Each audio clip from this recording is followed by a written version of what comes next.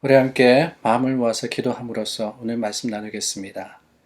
참 좋으신 하나님 감사합니다. 지난 한 주 동안도 우리를 지키시고 인도하여 주심이 믿음의 위로가 되고 또한 힘과 능력이 되게 하셨습니다. 오늘 금요일 아침 하나님을 향해서 다시 한번 말씀을 우리가 집중하여서 하나님께 나아갑니다. 우리에게 말씀하여 주신 그 은혜와 사랑이 믿음의 능력이 되고 소망이 되고 또한 힘이 되게 하여 주시옵소서.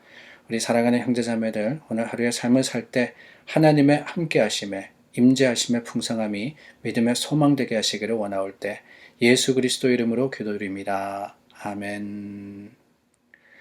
찬송가 432장 불러서 찬양하겠습니다. 찬송 432장입니다.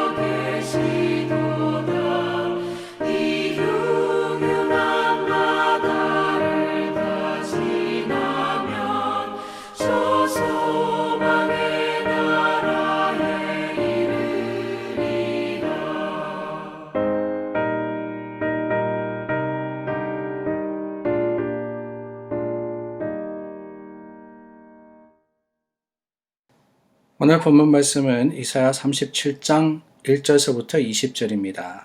37장 1절서부터 20절, 그 중에 제가 1절서부터 3절 그리고 14절서부터 20절의 말씀을 봉독하겠습니다. 히스기야 왕이 듣고 자기의 옷을 찢고 굵은 베옷을 입고 여호와의 전으로 갔고 왕국 맡은 자 엘리야김과 서기관 셈나와 제사장 중 어른들도 굵은 베옷을 입으니라. 왕이 그들을 아모스의 아들 선지자 이사야에게로 보내매 그들이 이사야에게 이르되 히스기야의 말씀에 오늘은 환난과 책벌과 능욕의 날이라. 아이를 낳으려 하나 해산할 힘이 없음 같도다. 14절부터입니다. 히스기야가 그 사자들의 손에서 그를 받아보고 여호와의 전에 올라가서 그 글을 여호와 앞에 펴놓고 여호와께 기도하여 이르되 그룹 사이에 계신 이스라엘 하나님 만군의 여호와여 주는 천하 만국의 유일하신 하나님이시라. 주께서 천지를 만드셨나이다. 여호와여 귀를 기울여 들으시옵소서. 여호와여 눈을 뜨고 보시옵소서. 사내립이 사람을 보내어 살아계시는 하나님을 회방한 모든 말을 들으시옵소서. 여호와여 아수르 왕들이 과연 열국과 그들의 땅을 황폐하게 하였고 그들의 신들을 불에 던졌사오나 그들은 신이 아니라 사람의 손으로 만든 것일 뿐이요 나무와 돌이라. 그러므로 멸망을 당하였나이다. 우리 하나님 여호와여 이제 우리를 그의 손에서 구원하사 천하 만국이 주만이 여호와이신 줄을 알게 하옵소서 하니라. 아멘. 어제 저희가 나누었던 말씀에 아수르 사네립이 예루살렘을 치러 온 것을 보았습니다. 남유다의 여러 성읍들을 다 차지한 후에 이제는 이 랍사게라는 신하를 보내어서 예루살렘 성에 있었던 히스기야와 그 백성들을 위협함으로써 항복하도록 이스라엘 성을 포기하도록 하는 것이 어제 말씀의 내용이었습니다. 근데 그 말씀을 듣고 히스기야 왕이 어떻게 하느냐? 오늘 1절입니다. 37장 1절입니다. 히스기야 왕이 듣고 자기의 옷을 찢고 굵은 베옷을 입고 여호와의 전으로 갔고 하나님의 전으로 갔다. 무엇을 하러 갔습니까? 다른 게 아닙니다. 기도하러 갔던 겁니다.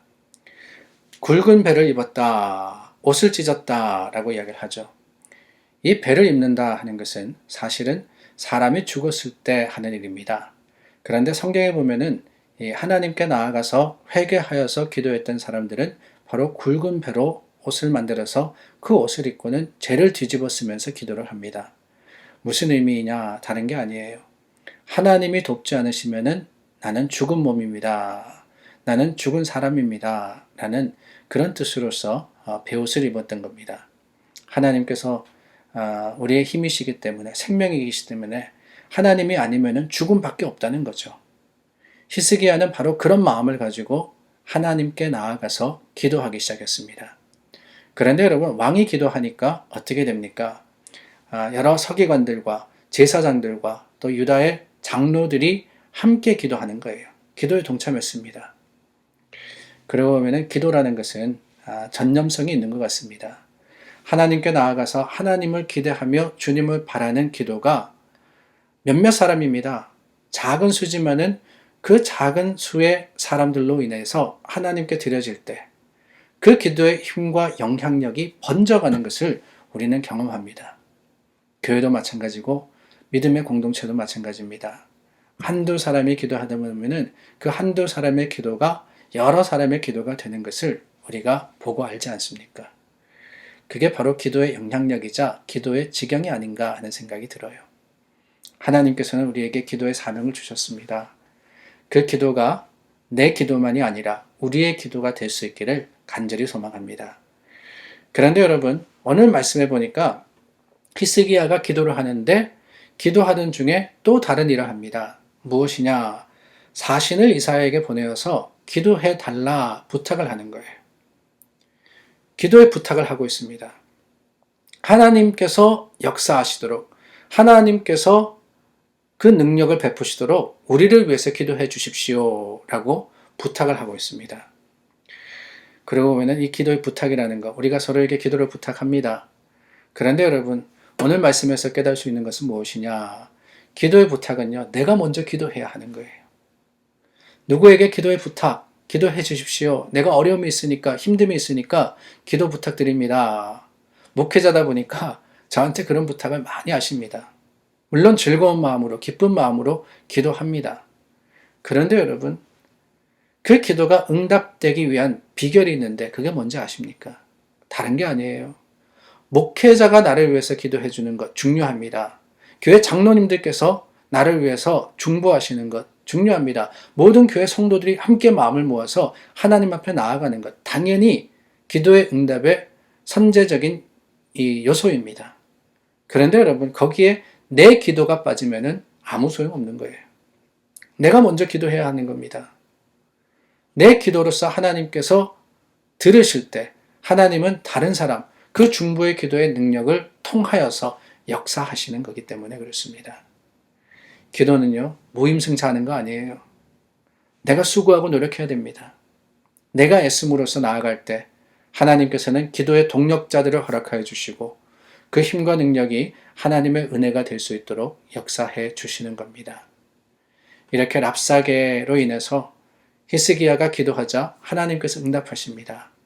6절과 7절 말씀에 보면은 그 응답이 나오는데 다른 게 아닙니다. 하나님께서 책임지시겠다는 거예요. 하나님께서 아수르 왕으로 인해서 두려워하지 마라. 하나님이 오히려 책임지시고 하나님께서 그를 칼로 죽게 하리라 라고 말씀하십니다. 어떻게 보면은 지금 그 아수르의 위력과 또한 사네립의 힘을 보면은 말이 되지 않는 거예요. 그런데 여러분, 이 말씀, 이 응답을 들은 히스기야 그리고 그 상황 속에서 복잡한 일이 계속해서 일어납니다. 8절과 9절 말씀이 바로 그건데요. 아수르 왕이 라기스를 떠났다라고 이야기를 하고 있습니다. 아수르 왕이 림나라는 곳에 있었던 다른 전쟁, 그러니까 지금은 이 라기스라는 곳에 와서 예루살렘을 차지하려고 하고 있는데 이 림나라는 곳에서 다른 전쟁이 더 긴박하게 벌어지고 있었던 거예요. 그래서 아수르의 사네립이 그곳으로 갈 수밖에 없게 됩니다. 그 사건이 일어나는 거예요. 그런데 여러분, 거기서 끝나는 게 아니고 아수르 왕이 림나라는 곳을 향해서 가지만은 여전히 히스기야 왕을 협박을 합니다. 이 두 번째 협박은요, 편지를 통해서 이루어져요. 내가 구스 왕과 림나에서 전쟁한다 그러더라도 너희를 포기할 줄 아느냐. 너희는 내가 그냥 노는 군대만 가지고도 충분히 정복할 수 있다. 그러니까 하나님만을 믿으라는 그 히스기야의 말을 듣지 말라는 거죠. 포기하라 이렇게 이야기합니다. 그 편지가 전해졌을 때 14절 말씀해 보니까 히스기야가 글을 받아보고 여호와의 전에 올라가서 그 글을 여호와 앞에 펴놓고 여호와께 기도합니다. 하나님께 또 기도하는 거예요.